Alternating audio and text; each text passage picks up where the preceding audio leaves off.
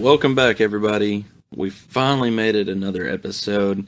I know it's been a while, but we're here at episode 7 of Fourth and Forever with Lord of your mercy. host, Hounds of Hal, and co host Raider Red Nani. It's been 3 weeks. I know everyone's missed us. There's been a lot happen in 3 weeks. The game come out, and everyone got a little busy. And Raider, how's it feel to finally have Madden 17 in your hands? Oh, man. Better now than it did 3 weeks ago. If you'd asked me 3 weeks ago, I'd have told you it was shit, but now it's a lot better. Yeah, this game's definitely a lot different. I know from the get-go it felt really different, but I think we've sort of worked out the kinks. But now we're in CFM purgatory as we sit and patiently wait, and some of us impatiently wait for the file to open, hopefully what will be tomorrow evening. But who knows, Madden could stick a big fork in our ass and we'll roll over and not play until next month. But who knows, RFF, it's his decision, so we're gonna move on from that. You know, as we progressed over the 3 weeks, I've switched teams twice, and it puts me on team number 7 for the cycle, and we haven't even got there. So, who knows what could happen in the next 24 hours? I mean, hell, we could see me move over to another open team that has opened up, as we'll get to later in the show. But who knows? So, we'll open up talking about trades today.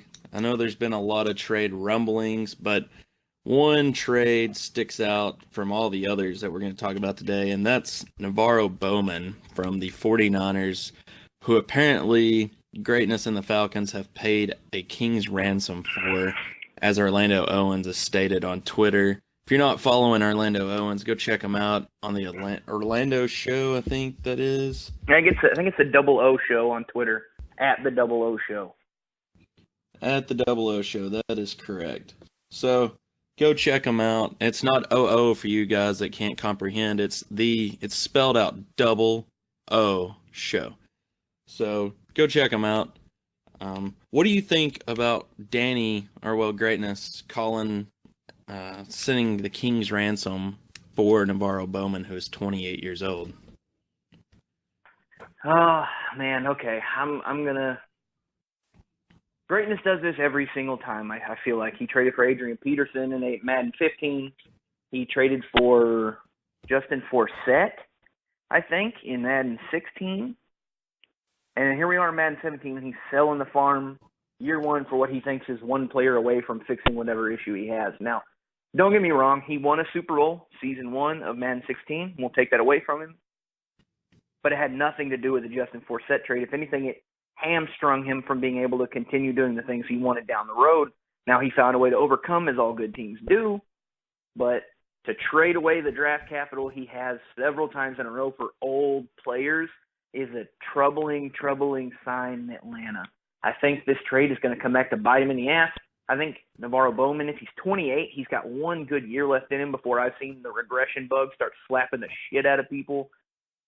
So we're talking about Bowman, who's as good as he's going to get all cycle right now. He's a great player for year one, but, I mean, if you're not winning the Super Bowl year one, which I don't think with that Falcons roster, the way it is, he's winning it year one, I mean, you've just sold your first draft for nothing. You're getting zero return out of this. So if I'm handing out grades on a scale of A to F, I'm giving him an F minus. I mean, if there was a letter lower than F, I would give that to him. This is a terrible trade. He sees the value in it. That's good for him. But, I mean, I just don't see the value in it. I think it's just an aging player costing him what is rumored to be at least a first and a second. I'm not sure on the complete details, but a king's ransom is a pretty big deal to me. I don't know. What do you think? Yeah, I'm going through his top players here, and he has a lot of age. Other than Freeman, Trufant, Julio Jones, that's Julio for you, but I mean, he's got a lot of players that are up there in age, and to bring in someone else with age to this team could hinder him. But he might get 3 good user seasons out of this trade. But when you play 5 user seasons, I mean, to give up your first draft to get through half the cycle with just one guy who's probably, like you said, going to regress, especially harder in the last 3 seasons. it's tough to take. You're giving up three guys who could be pretty dang close to that value later down the road. But like you said, if he comes in and wins Super Bowl one, essentially he's only giving up what you would call a second and a third for Bowman. But, I don't see him not making the playoffs season one, but you never know with any kind of thing, something could happen. And, life even could get in the way, and that's just unforeseen instances, but you never know. Like I said, if it was me, I don't think I would give up the farm for that kind of age. There was a trade that was shut down last night that some people agreed with, some people didn't, that I was going to bring in a farm for a guy who was 25. I really felt that he's at his ceiling at 25 years old. He's not getting much better. But, because those attributes are hard to increase, the real core attributes that you're wanting to get. So, but we'll move on to another trade that's pretty big, and that is Aku and the Cleveland Browns giving up Joe Hayden once again, this time to Tampa Bay Buccaneers. What do you think about that trade, Raider? Well, I think it's a great trade for both sides. The Cleveland Browns are obviously rebuilding. Aku, obviously, from last cycle, took the Browns, understands they're in a precarious position. They hauled in on the Carson Wentz trade. They've got some good pieces, so why not add to that and turn around and make your rebuild swifter than it would have been? So you move your best defender in Joe Hayden. Your defense is already in disarray. The Browns have shuffled off so many people before the files even started, much to the dismay of many of us. The Browns have just completely cleaned house. So I think I thought it was a good move before the Browns cleaned house. I think it's a brilliant move now that they have cleaned house. Move off your best playmaker who had a down year, but let's move him off while he's valuable. And, Tampa Bay, they're trying to win games. They got Jameis Winston in year two. They brought in Brent Grimes. They drafted Vernon Hargreave. You bring in a guy like Joe Hayden. Now you've got a pretty fantastic 1, 2, and 3 corner to play nickel, base, whatever you want to do, and you're pretty set. You've got Mike Evans, so they don't really need to draft. They need some O-line pieces, but it's not terrible. They're not in terrible shape anywhere. So I really feel like the Bucs were in a great position to hand over whatever they handed over for Hayden. I'm not entirely certain on the numbers exactly. You'd have to go check out Orlando Owens. I'm sure he might have those details. But I'm not entirely certain on the numbers, but really and truly, it seems like a win-win for both teams. I really don't feel like this deal is bad on either side of the ball. The Browns speed up their rebuild. The Buccaneers fill a hole. It's a win-win for both teams. What do you think? Yeah, Orlando Owens does always have the great news of the league. For anyone who's an Arkansas fan, that is DOUBLEOSHOW on Twitter. But I really do think this is a great trade. He's got Hargreaves and Brent Grimes, who's 33. This is a great role to go ahead and replace him.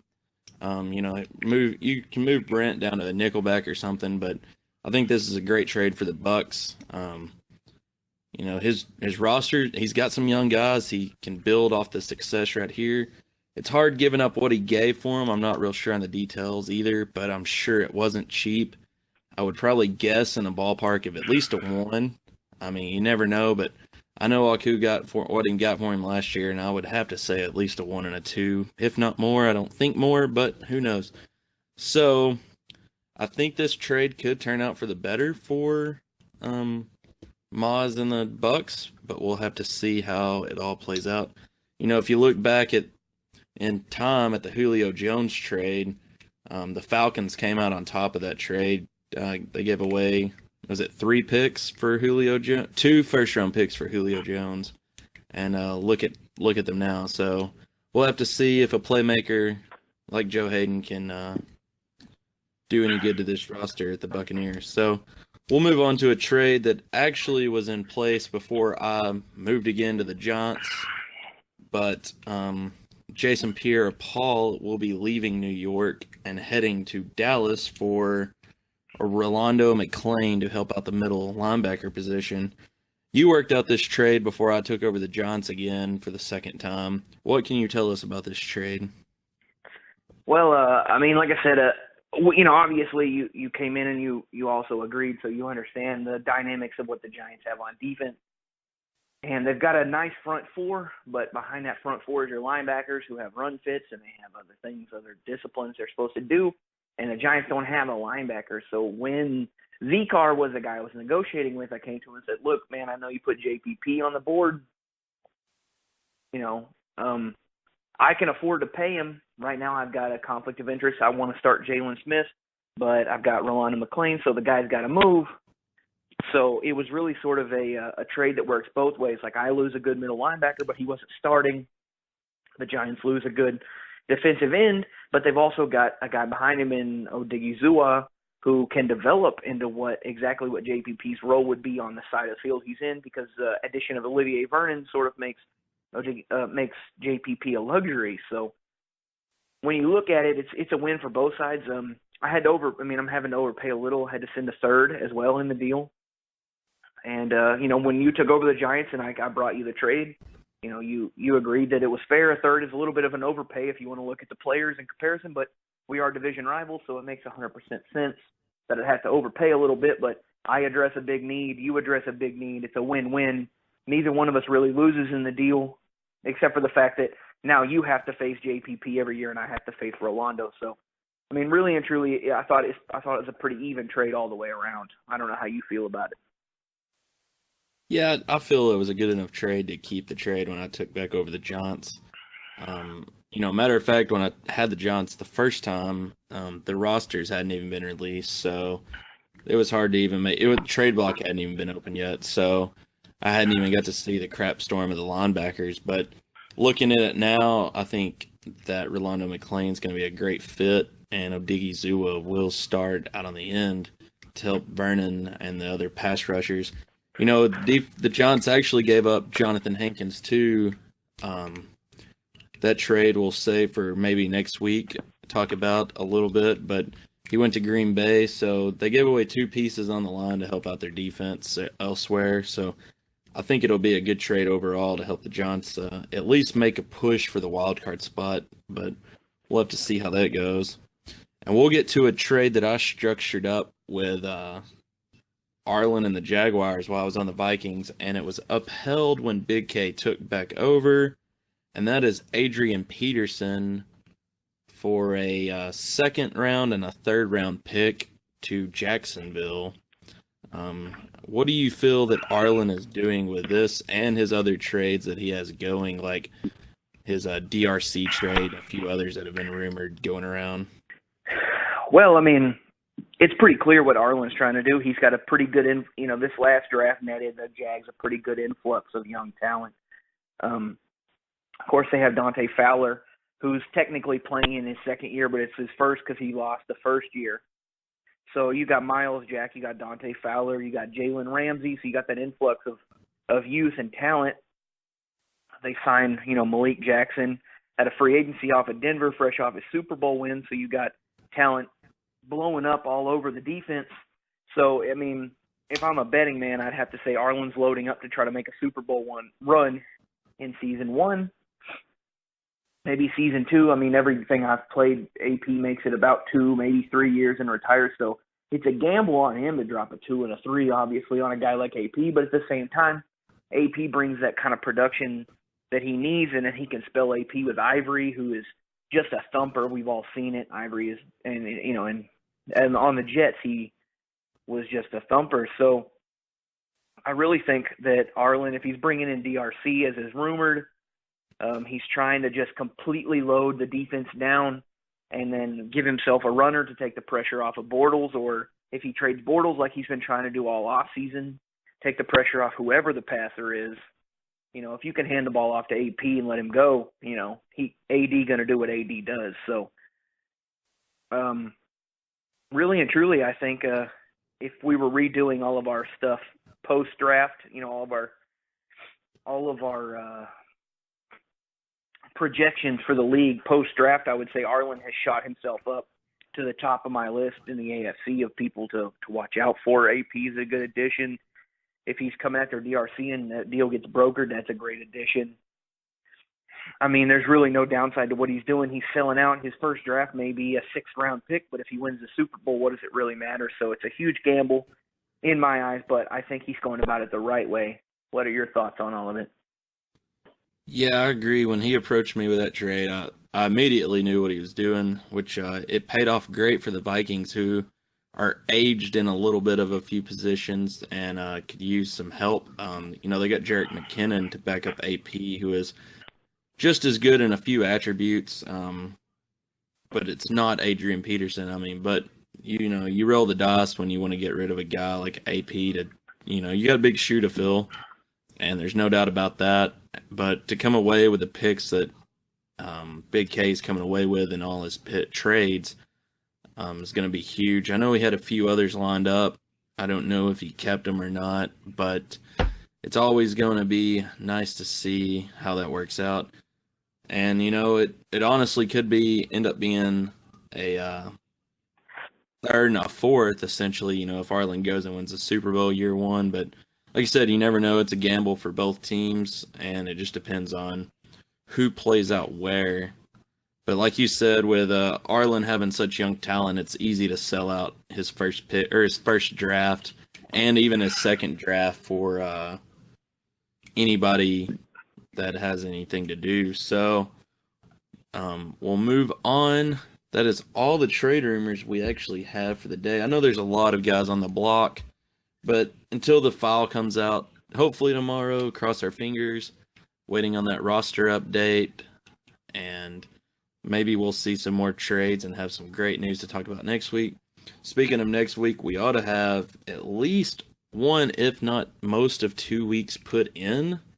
I think we'll have 1 week to talk about because free agency ending on Sunday and the league starting, I believe, Monday. So we probably will get to talk about week 1 and some free agency next week. So there's a new free agency system. I know that it's kind of new to all of us, but in a way I like it. In a way I don't for this first part of free agency. Give me your thoughts real quick, Raider, if you don't care, on this new bidding system that RFF has installed into free agency. All right, well, I'm going to go ahead and climb out on a limb here and tell you guys that a lot of this is my doing in my talks with RFF, but I did not expect him to implement this bidding with money, whatever the fuck it's called, system across all of free agency. I thought waiver order was just fine to handle stuff like that. Where all this spawns from is I did not think that waiver order was entirely fair when it comes to UDFAs. Now, bear with me because I know y'all are thinking, oh, they're UDFAs. They weren't drafted. You had your shot at them. The problem is every single draft we've learned 50 UDFAs that were unscoutable hit the market. Now, they could be 50 absolutely terrible players. But I've also seen in my own testing and in watching videos and in your testing even, Colton, that sometimes really good players drop off in these UDFA lists that we weren't even able to scout. These guys, 50 players, we weren't even allowed to spend points on and look at them. So then you end up with this dynamic where every year a guy, it could be a sim year, where it's not that a guy's team was bad, it's just that his team simmed bad, and now he's getting top waiver priority over a team that needs the help. Like let's say that the Cardinals have a bad sim year, and now you've got Jordan, number 1. He already picked number 1 overall in every round, and now he gets to come through and cream of the crop the UDFAs. Let's say they drop 4 superstar UDFAs. Well, guess who's claiming them? So I asked RFF to come up with a better system for UDFAs so that people who even if the Cowboys, my team wins the Super Bowl and I claim a superstar UDFA, like that happens in real life. So I was just trying to get things to imitate real life. It's not fair, obviously, to say UDFAs are Wild West because then people like me who stay up late have an advantage over people like you, Colton, who don't stay up late, and I scoop up all the good free agents because you were asleep. So I just asked him to come up with a better system over that. He's applied it to all free agency, and while I think that's a bit much, if he wants to sift through all the bids and all the money bids and everything else, more power to him. I think it's fucking stupid. But at the same time, if he just wants to make it uniform across all free agency, I understand where he's coming from. Yeah, I couldn't agree anymore. A lot of times we see those bidding wars that go on in free agency, so we'll have to see how it actually works when we hit the legitimate end of season, off season free agency, see what he rolls with. But I agree, there's times that, especially on draft nights, I will intentionally make myself stay up late just because I want to try to get that talent.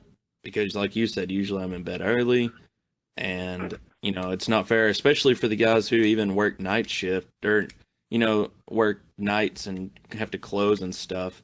They may not even get home, or we all work, we all have families, so you never know anybody's situation. And like you said, it's not fair for certain guys to get left out because of life. So it looks like, looking in chat, Ron Rain has posted a new YouTube video that is pretty cool.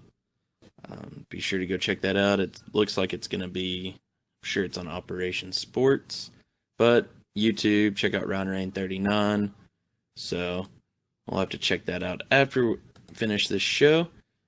But another thing that has occurred today, other than just sitting in purgatory for waiting on CFM, one of our great old commissioners of Hard at Work and a great friend and longtime member of all the leagues of Tradition Sports Online, who coached the Bills, has decided to quit because of a rule that I will say, and you don't hear me say this a lot, but I'll say it was bullshit. He should have cut him in anyways, but I'll save that for a rainy day when I got time to bitch about that. But so Keller has decided to leave the Bills and just stick around, maybe chat, play friendlies. Who knows what he's doing? What are your thoughts, Raider, on Keller and the Bills? Okay, man, I'm going to let a little bit of this go here, and a lot of this has to do with the fact that Keller is the only reason I'm in this league. If it hadn't been for Keller, and I caught him on Reddit recruiting people for Madden 15, 2 years ago, I never would have been Hard at Work. I never would have been here. So I feel like I owe a great debt to Keller, and I always have, because Keller is the reason I'm, I met a lot of you people, a lot of the people in the league. I've made some friendships. I've made some enemies, shake and take. Keller is a huge reason why I'm around and why I get to talk to you people and y'all watch the videos and you listen. So I can't stress enough how much I absolutely love Keller as a friend. He's always been a great dude. And honestly, man, if you're asking my opinion on this is fucking dog shit. This is not fair. I mean, first of all, we're supposed to be coaches, okay? This is simulation football. But sometimes, man, the rules get in the way of people enjoying this. And I know Keller has a lot going on off the field, off the console. He has a lot on his mind. And I know this isn't the only reason, but, maybe RFF could have been a fucking bro and made this a little easier on him to enjoy himself, sort of step out of the world that's sort of a big deal for him right now. I know he's got some personal issues, and I hope all of that goes well for him. But I really think that RFF could have been a bro here and said, look, man, let me make this a little easier on you. Shady McCoy should be tradable. Like, let's just cut the bullshit. Let's not act like this is over something else. Shady McCoy should have been tradable. He's fucking 28. I don't care if he just signed a deal. In the NFL, players play later than they play in Madden. You can't ask somebody to hold on to a guy because he just signed a deal when in real life, now age is a number in Madden. At 29 this year, players are regressing. Even if it's 4 points or 6 points, players are regressing at 29, and then they started regressing due to old age at 30. And it's not tiny. It's 21 points across all attributes and stats. So Keller has this year to move Shady McCoy. This is a big year to move him when someone can make a big year out of him, or he can bench him. And because he didn't produce stats, he didn't produce yards, he didn't produce touchdowns, he regresses to shit. And then who's trading for 29-year-old LaShawn McCoy? I mean, let's get real here. Who out of all 31 other owners is going to offer Keller a player for 29-year-old LaShawn McCoy? Nobody. Nobody's trading for a guy who's 1 year away from the chopping block. And if they do, it's not going to be anything near what he's worth. But in the real NFL, if the Bills put Shady McCoy on the block tomorrow, I guarantee they get a good offer.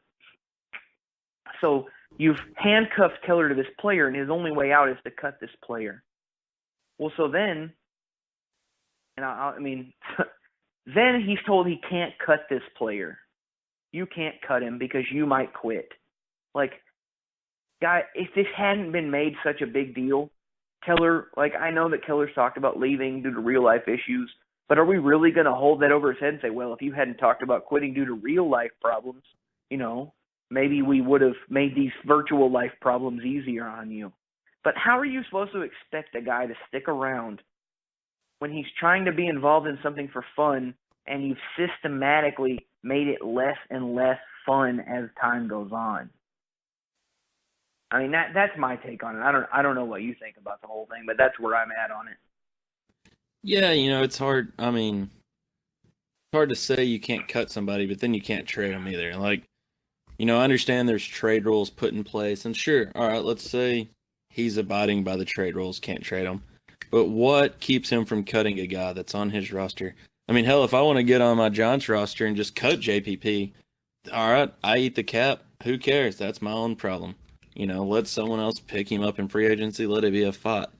At least Keller was probably going to do it and let LaShawn McCoy be biddable in free agency.